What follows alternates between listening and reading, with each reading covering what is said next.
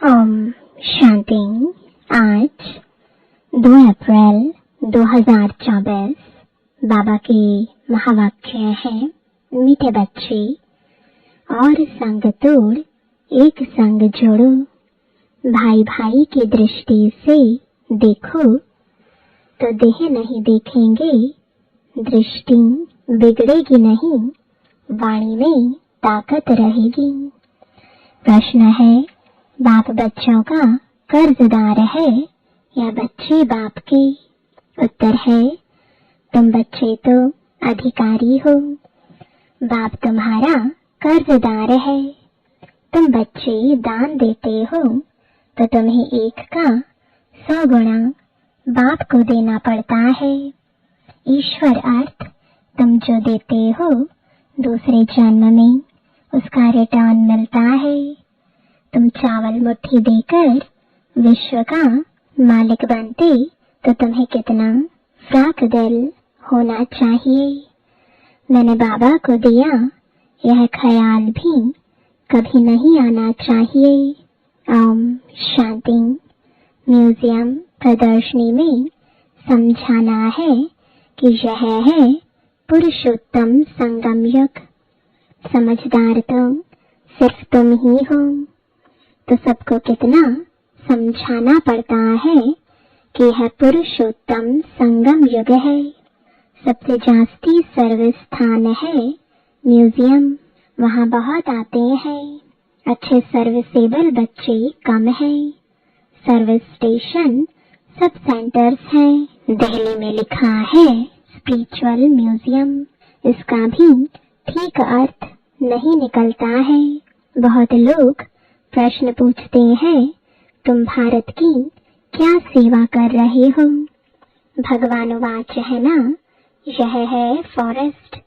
तुम इस समय संगम पर हो, ना हो फॉरेस्ट के, ना हो गार्डन के। अब गार्डन में जाने का पुरुषार्थ कर रहे हो। तुम इस रावण राज्य को राम राज्य बना रहे हो। तुमसे प्रश्न पूछते हैं, इतना खर्चा कहाँ से आया?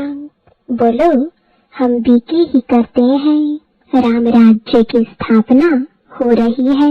तुम थोड़ा रोज आकर समझो कि हम क्या कर रहे हैं, हमारी एम ऑब्जेक्ट क्या है। वो लोग सॉवरेंटी को मानते नहीं, इसलिए राजाओं की राजाई खत्म कर दी है। इस समय वो भी तमो प्रधान बन पड़े हैं, इसलिए अच्छे नहीं लगते। उन्हों का भी ड्रामा अनुसार दोष नहीं।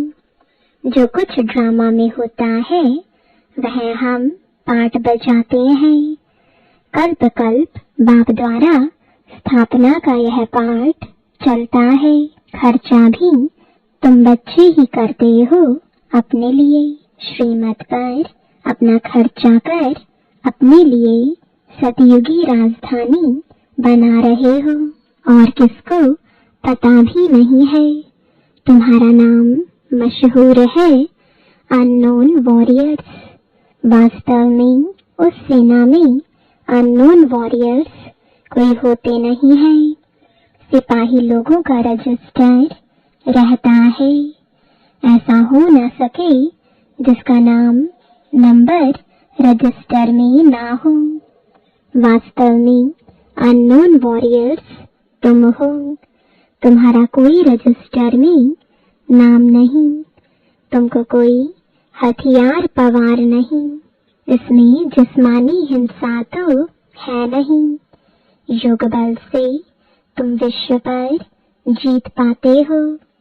ईश्वर सर्वशक्तिमान है ना, याद से तुम शक्ति ले रहे हो। सतप्रधान बनने के लिए तुम बाप से योग लगा रहे हो। तुम सतप्रधान बने तो राज्य भी सतप्रधान चाहिए, सो तुम श्रीमत पर स्थापन करते हो। इनकॉग्निटो उनको कहा जाता है जो है परंतु देखने में ना आए। तुम शिव बाबा को भी इन आँखों से देख नहीं सकते। तुम भी गुप्त तो शक्ति भी तुम गुप्त ले रहे हो। तुम समझते हो हम पतित से पावन बन रहे हैं और पावन में ही शक्ति होती है। तुम सतयुग में सब पावन होंगे। उनके ही 84 जन्मों की कहानी बाप बतलाते हैं। तुम बाप से शक्ति ले पवित्र बन फिर पवित्र दुनिया में राज्य भाग्य करेंगे। बाहुबल से कभी कोई विश्व पर जीत पा ना सके। यह है योग बल की बात। वो लड़ते हैं, राज्य तुम्हारे हाथ में आना है। बाप सर्वशक्तिमान है तो उनसे शक्ति मिलनी चाहिए। तुम बाप को और रचना के आदि मध्य अंत को भी जानते हो। तुम जानते हो हम ही स्वदर्शन चक्रधारी हैं। यह सबको स्मृति नहीं रहती है। तुम बच्चों को स्मृति रहनी चाहिए क्योंकि तुम बच्चों को ही यह नॉलेज मिलती है। बाहर वाले तो कोई समझ ना सके, इसलिए सभा में बिठाया नहीं जाता। पतित पावन बाप को सब बुलाते हैं, परंतु अपने को पतित कोई समझते नहीं है। ऐसे ही गाते रहते हैं पतित पावन सीताराम। तुम सब हो ब्राइड्स, बाप है ब्राइड ग्रूम। वो आते ही है सर्व की सदगति करने। तुम बच्चों को श्रृंगार कराते हैं। तुमको डबल इंजन मिली है। रोल्स रॉयल्स में इंजन बहुत अच्छी होती है। बाप भी ऐसे है, कहते हैं पतित पावन आओ, हमको पावन बनाकर साथ ले जाओ। तुम सब शांत में बैठे हो, कोई झांझ आदि नहीं बजाते। तकलीफ की बात नहीं। चलते फिरते बाप को याद करते रहो। जो मिले उनको रास्ता बताते रहो। बाप कहते हैं मेरे व लक्ष्मी नारायण, राधे कृष्ण आदि के जो भक्त हैं उनको यह दान देना है, व्यर्थ नहीं गवाना है। पात्र को ही दान दिया जाता है। पतित मनुष्य पतित को ही दान देते रहते हैं। बाप है सर्वशक्तिमान, उनसे तुम शक्ति लेकर उत्तम बनते हो। रावण जब आता है उस समय भी संगम हुआ त्रेता और द्वापर का। यह संगम है कलयुग और सतयुग का। ज्ञान कितना समय और भक्ति कितना समय चलती है, यह सब बातें तुमको समझकर समझानी है। मुख्य बात है बेहद के बाप को याद करो। जब बेहद का बाप आते हैं तो विनाश भी होता है। महाभारत लड़ाई कब लगी?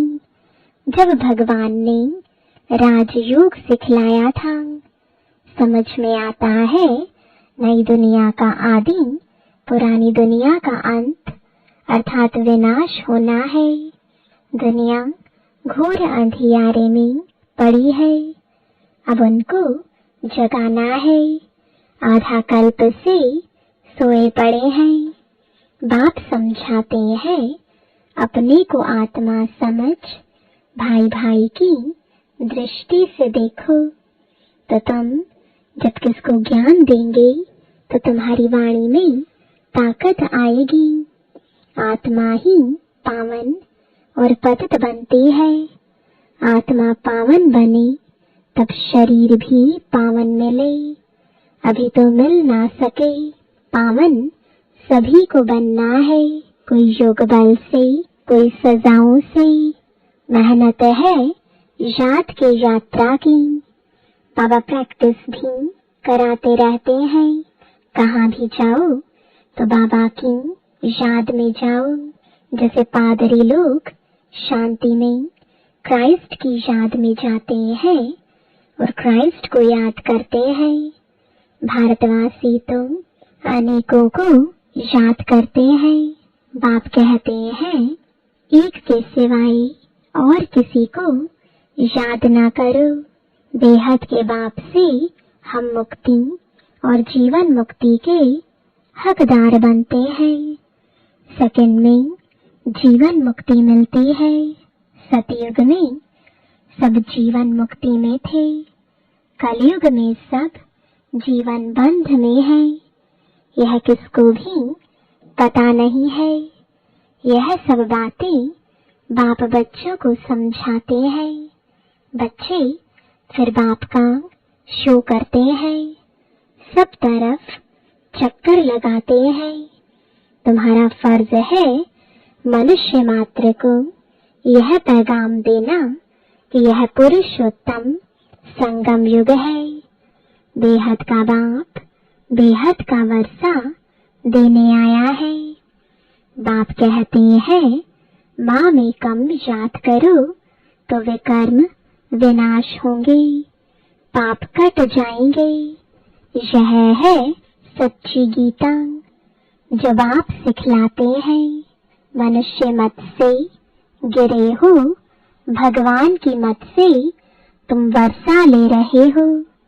मूल बात है उठते बैठते चलते फिरते बाबा को याद करते रहो और परिचय देते रहो। बैज तो तुम्हारे पास है।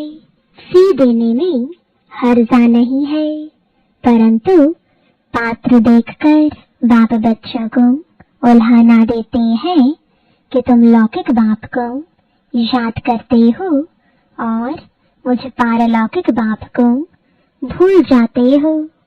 लज्जा नहीं आती। तुम ही पवित्र प्रवृत्ति मार्ग के गृहस्थ व्यवहार में थे, फिर अब बनना है। तुम हो भगवान के सौदागर।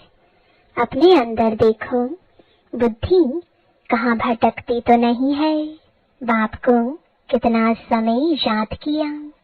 बाप कहते हैं, और संग तोड़ एक संग जोड़ो, भूल नहीं करनी है।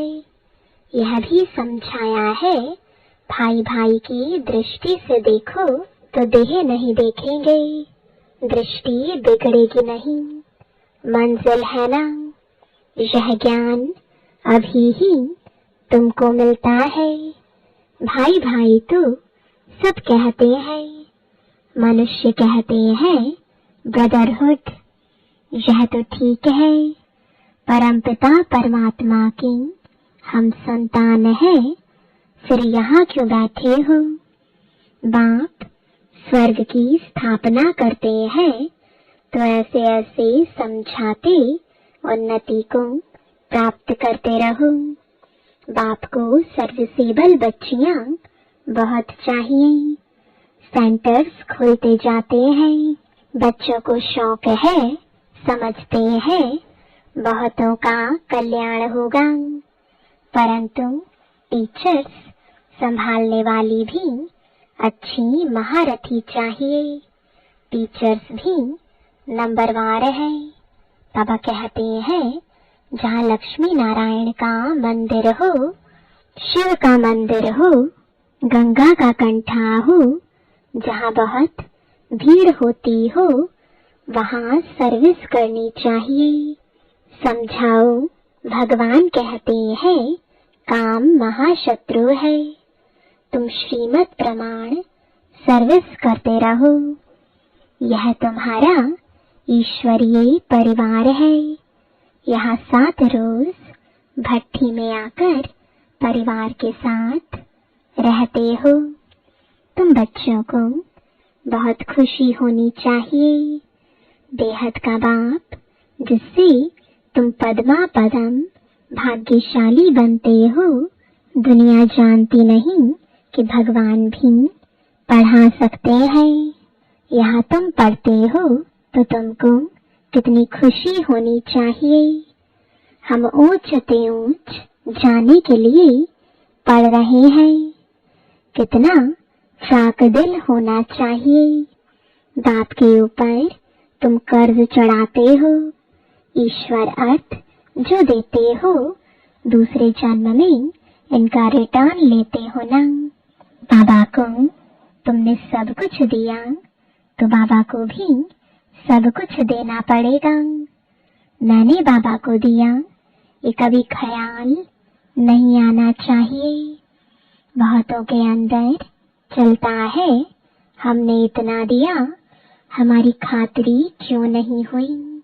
तुम चावल मुट्ठी देकर विश्व की बादशाही लेते हो। बाबा तो दाता है ना। राजाएं रॉयल होते हैं। पहले पहले जब मुलाकात होती है तो हम नजराना देते हैं, वे कभी हाथ में नहीं लेंगे, सेक्रेटरी तरफ इशारा करेंगे। तो शिव बाबा जो दाता है वह कैसे लेंगे। यह बेहद का बाप है ना। इनके आगे तुम नजराना रखते हो, परंतु बाबा तो रिटर्न में 100 गुना देंगे। तो मैंने दिया, यह ख्याल कभी नहीं आना चाहिए। हमेशा समझो हम तो लेते हैं, वहां तुम पदम पति बनेंगे। तुम प्रैक्टिकल में पद्मा पदम भाग्यशाली बनते हो। बहुत बच्चे फ्राक दिल भी हैं, तो कई मनहूस यानी कंजूस भी हैं। समझते ही नहीं है कि पद्मा पदम पति हम बनते हैं। हम बहुत सुखी बनते हैं जब परमात्मा बाप गैर हाजिर है, तो इनडायरेक्ट अल्पकाल के लिए फल देते हैं। जब हाजिर है तो 21 जन्म के लिए देते हैं। यह गाया हुआ है शिव बाबा का भंडारा भरपूर। देखो ढेर बच्चे हैं, किसको भी यह मालूम नहीं है कि कौन क्या देते हैं।